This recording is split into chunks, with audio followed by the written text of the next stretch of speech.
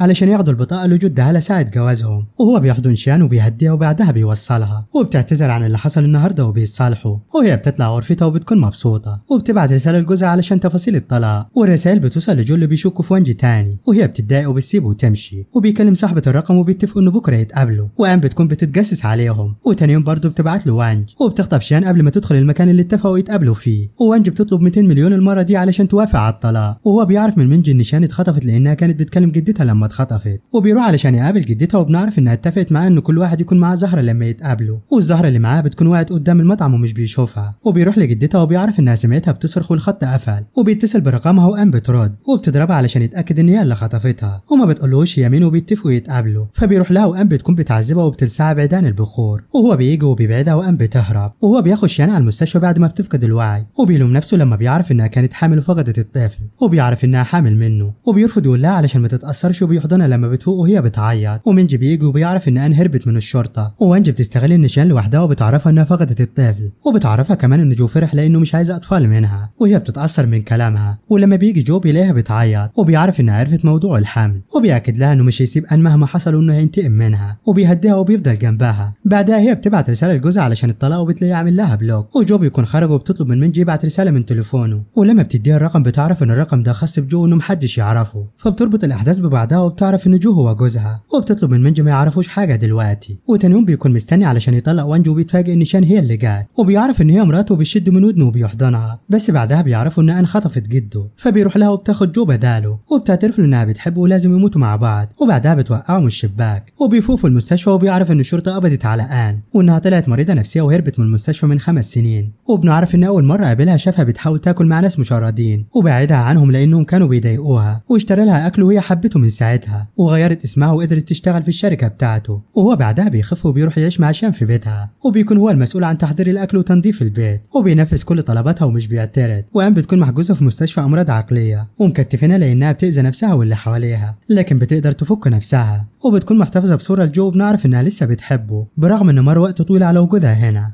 وهنا بيكون خلص المسلسل. سلام.